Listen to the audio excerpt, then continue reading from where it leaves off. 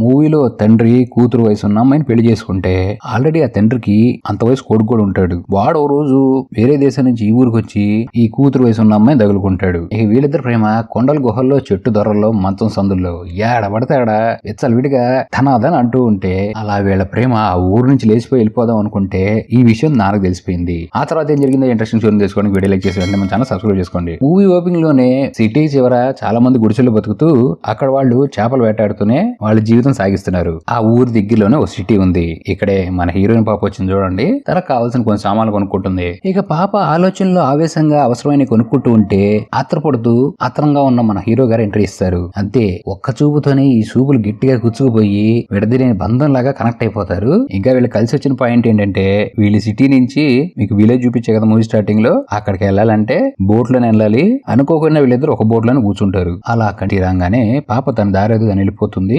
మన హీరో కన్ను వాళ్ళ నాన్న మీద పడుతుంది. కన్ను అంటే ఆ కన్ను కాదండి, ఎప్పుడో చిన్నప్పుడు పారిపోయాడంట బాబు ఫోటోలు తీసుకోవడానికి. మళ్ళీ ఇన్ని సంవత్సరాలు తిరిగి వచ్చాడు ఇంటికి అన్నట్టు. మన కథానాయకుడు పేరు చెప్పలేదు కదా, మెస్సీ. వాళ్ళ నాన్న పేరు బిన్సో. వీళ్ళిద్దరి మధ్యలో ఇరికిపోయిన పాప పేరు తారా. బిన్సో బాబు తన కొడుకు మెస్సీ అని పరిచయం చేసి రే ఇదిగోరా నీకు తల్లిలాంటిది అని చెప్పి పరిచయం చేస్తాడు. ఎవరిని? మన హీరోయిన్ తారాని. ఇది విన్న బాబు షాకు, పాప షాకు. ఇంటికి వచ్చిన తర్వాత ఇక కొడుకును కూర్చోబెట్టి మర్యాదలు చేస్తూ ఉంటే కొడుకు ఇక ఫైర్ అయిపోతూ ఉంటాడు. 10 సంవత్సరాల క్రితం ఇంటి నుంచి పారిపోయాను, ఎటు పోయానో ఏం చచ్చానో నువ్వు నన్ను కనుక్కోలేదు, నన్ను వెతుకుండవు. సరే పోతే పోగాని నేను ఇప్పుడు ఫోటోగ్రాఫర్ అయ్యాను. ఇక్కడ ఉన్న సముద్రంలో మంచి మంచి వ్యూ పాయింట్స్ ని ఫోటో తీసి పేరు కాల్చిన ఫోటోగ్రాఫర్ అవ్వాలని చెప్పి వాళ్ళ నాన్నకి చెప్తాడు. ఏం చచ్చాలో జావన్నట్టు వాళ్ళ నాన్న ఎక్స్ప్రెషన్ ఇవ్వగానే హీరోయిన్ పాప ఎంట్రీ ఇస్తుంది. ఇక ముగ్గురు కలిసి తిన్న తర్వాత హీరోకి హీరోయిన్ పాప పక్క రెడీ చేస్తూ ఉంటే ఆ కళ్ళు చూడండి, ఆ చూపులు చూడండి, ఇద్దరు ఎట్టా చూసుకుంటున్నారు. ఆ నెక్స్ట్ డే హీరో బాబు ఉన్న చోట ఉండకుండా ఆడేదో పెద్ద గొప్ప ప్యాలెస్ లో ఉన్నట్టు ఇల్లు మొత్తం ఎతుకుతూ పొరపాటున డోర్ ఓపెన్ చేయగానే చూడమని చూసేస్తాడు. ఏముంది పాప స్నానం చేస్తూ ఉంటే పొరపాటును చూసి మళ్ళీ చూడాలనిపించి ఇది తప్పని వెనక్కి తిరిగి వెళ్ళిపోతాడు. నెక్స్ట్ డే హీరోయిన్ బట్టలు ఉతికి ఆరేస్తూ ఉంటే బాబు ఎగేసుకుంటూ ఎగిరెగిరి మరి హీరోయిన్ ఫోటోలు తీస్తూ ఉంటాడు. హీరోయిన్ పాపకు అసలు ఇదేమి నచ్చదు.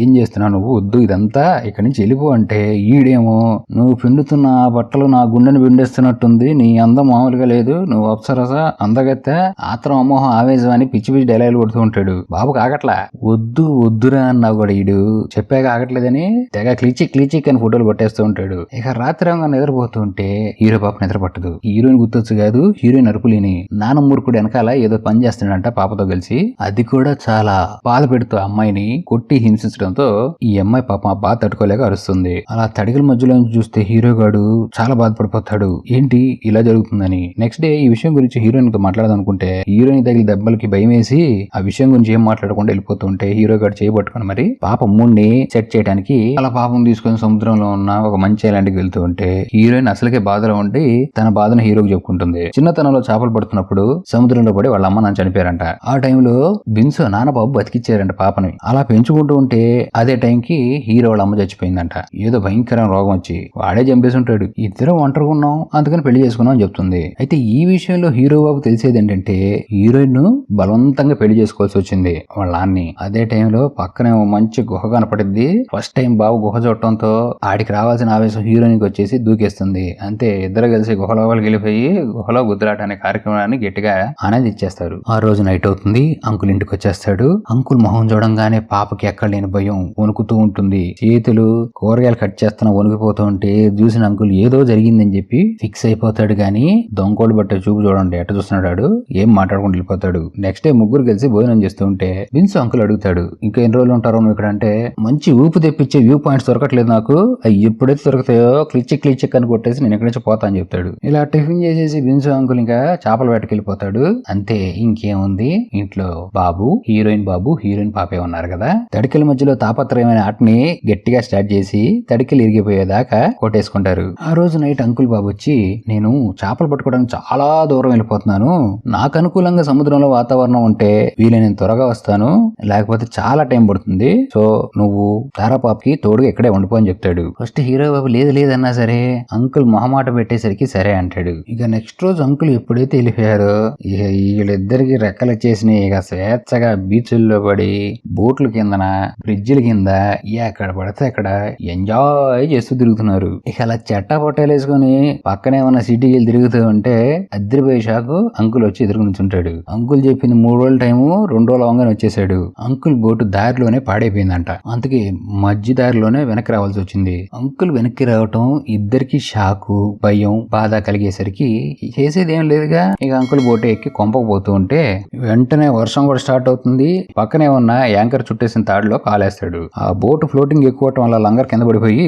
అంకుల్ కూడా సముద్రంలో ఆగిపోతుంది. యాంకర్ సడన్ గా పడిపోయిన అంకుల్ హీరోకి అర్థమైపోయి తండ్రి వైపు నుండి హీరో భయపడుతూ తన తండ్రిని కాపాడదాం అనుకుంటే ఏ ఎందుకు పోతే పోయాడాడు పనికిమాలోడు అని చెప్పి హీరోయిన్ పక్కన లాగుతున్నా సరే వాడు నా నాన్న అని చెప్పి హీరోయిన్ మాట పట్టించుకోకుండా తండ్రిని కాపాడుతాడు. బయటకు వచ్చిన అంకుల్ చూసి పాప తెగ బాధపడిపోతుంది. ఆడు చచ్చి విధవైపోతే హీరో గాడిది కలిసి మంచిగా ఎంజాయ్ చేయొచ్చు అనుకుంటే అసలు మొత్తం నిరాశ చేశాడు. అంకుల్ వచ్చి హీరో గాడి ఇంట్లో హీరోయిన్ ఫోటోలు చూసేసరికి ఎక్కడో కాలుతుంది అంకుల్ కి. నువ్వు నా ప్రాణాలు కాపాడావు ఓకే, కానీ నేను నీతో ఎటువంటి రిలేషన్ పెట్టుకోకూడదు అనుకుంటున్నాను. నిన్ను చూస్తుంటే మీ అమ్మాయి గుర్తొస్తుంది. మీ అమ్మ వద్దు అనుకున్నాను, నువ్వు అసలు నాకు అంతగానే వద్దురా, నేనే ఉండమని చెప్పాను. ఇప్పుడు నేను వచ్చాను కాబట్టి నువ్వు కంపోజర్స్ వెళ్ళిపోరా అని గట్టిగా చెప్తాడు. ఆ నెక్స్ట్ డే ఇక హీరో బ్యాగ్ తగిలించుకొని వెళ్ళిపోతూ ఇక్కడ అదిరిపోయి ట్విస్ట్, హీరోయిన్ పని చేసుకుంటుంటే పక్కనే ఉన్న చెట్టు పొదల్లో అంకుల్ దాగి పడేసిన సిగరెట్ ముక్కలు కనపడతాయి. అది ఒక మొక్క కాదు, ఎన్నో వందల మొక్కలు. అంటే అంకుల్ గాడు చేపలు పట్టడానికి చాలా దూరం వెళ్తున్నా అని చెప్పి సీక్రెట్ గా వీళ్ళిద్దరిని అక్కడి నుంచి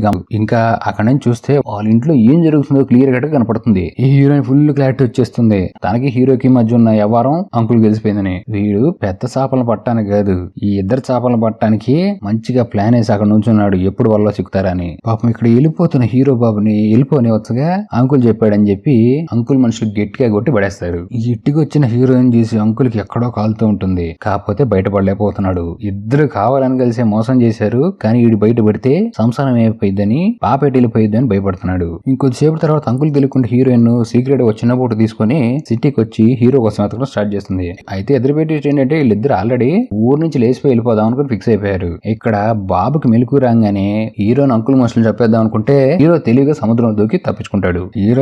హీరోనేగా అంకుల్ మనుషులు నీడలో దూకి కూడా చంపేద్దాం అనుకుంటే వాళ్ళని చంపేసి హీరో తప్పించుకుని వెళ్ళిపోతాడు. ఇక్కడ హీరోయిన్ పాపకి ఎంత ఎతికినా హీరో దొరకలేదు. అందుకని ఎక్కి ఏడుస్తూ అక్కడ కూర్చుంటే హీరోయిన్ ని ఫాలో చేస్తూ కూడా వచ్చాడు. వాడిని అంకుల్ గడి పెట్టాడు. ఇప్పుడు ఒంటరిగా దొరికితే అప్పుడు చంపేశారని చెప్తాడు. కానీ పాపం బాధపడుతున్న హీరోయిన్ చూసి వాడు చంపకుండా వెళ్ళిపోతాడు. దాంతో హీరోయిన్ బతికిపోతుంది. ఇక హీరోయిన్ చేసేదేం లేక వీళ్ళిద్దరు గుహలో గుద్దాట చేసుకున్నారు కదా, మంచి ఫేవరెట్ ప్లేస్ అని చెప్పి అక్కడికి వెళ్ళి కూర్చుంటుంది. చాలా బాధపడుతూ ఏడుస్తుంది. తను నిజంగానే హీరోయిన్ లవ్ చేస్తుంది. ఇక్కడ అంకుల్ పంపించిన మనిషి అంకుల్ దగ్గరికి వచ్చి నేను అమ్మాయిని చంపలేకపోయాను, నన్ను క్షమించే, అని అమ్మాయి గుహ వైపు వెళ్ళటం చూశాను, ఇక తర్వాత నీ ఇష్టం, నువ్వు ఏం చేయాలనుకున్నావు చేసుకో అని చెప్పి చెప్పెళ్తాడు. ఇక హీరో తెలివిగా తప్పించుకొని హీరోయిన్ ప్లేస్ కి వచ్చేసాడు. ఇక హీరోయిన్ చూడంగానే ఎక్కడైనా ఆనందం వచ్చేస్తుంది హీరోయిన్ కి. ఇక ఇద్దరు కలిసి ఒక బోటు తీసుకుని అక్కడి నుంచి వెళ్ళిపోదాం అనుకుంటే అదే టైం కి అంకుల్ ఎంట్రీ ఇస్తాడు. ఎక్కడరా మీరు పోయేదని చెప్పి గన్ను పట్టుకొని చేతిలో గన్ను పట్టుకొని బోట్ లోకి వస్తారా సస్తారని బెదిరియటంతో భయంతో చేసేదేం లేక హీరోయిన్ బోట్ లోకి వస్తారు. ఇద్దరు చూసి అంకుల్ ఎంత కోపడుతూ ఉంటాడో అంతే డేర్ గా హీరో గడు ఇద్దరం లవ్ చేసుకుంటున్నాం, ఇద్దరం పెళ్లి చేసుకుంటాం అనగానే ఏందిరా అని చెప్పి ఒకటిస్తాడు అంకుల్ హీరోని. ఇక ఏ మాత్రం ఆలస్యం చేయకుండా హీరోయిన్ కాలుద్దాం అనుకుంటే హీరో గారు లేచి ఆ గన్ను కట్టుబడతాడు. ఇదే టైంలో హీరోయిన్ నీళ్ళలో దూకి పారిపోదాం అనుకుంటుంది. కానీ వెంటనే అంకుల్ గన్తో షూట్ చేయడం స్టార్ట్ చేస్తాడు. ఇది చూసిన హీరో నీళ్ళలో దూకేస్తాడు హీరోయిన్ కాపాడదామని. కానీ అదృష్టం వీళ్ళ వైపు ఉన్నట్టు సడన్ గా నీళ్లు పెరిగిపోవడంతో ఆ పడవ ఆ గుహ తగిలి పడవ గల్లంత అయిపోతుంది. నీటిలోకి దూకిన హీరోయిన్ పట్టుకోగానే తన బాడీలో బుల్లెట్స్ దిగేసరికి ఎక్కువ రక్తం పోయి చనిపోయే స్టేజ్కి వచ్చింది. ఇది గమనించిన హీరో తనని పైకి తీసుకురాకుండా తన ఇంకా చనిపోతుందని తనతో పాటు చనిపోవాలని ఇద్దరు కలిసి చనిపోతారు. పాపం వాళ్ళిద్దరు దరిద్రమో అంకుల్ గడి అదృష్టమో గాని అంకుల్ గడి బతికిపోయి బయటకు వస్తాడు. చివరాఖరికి అంకుల్ కారణంగా 2 టీనేజ్లు ఉన్న ప్రాణాలు కలంత అయిపోయినాయి.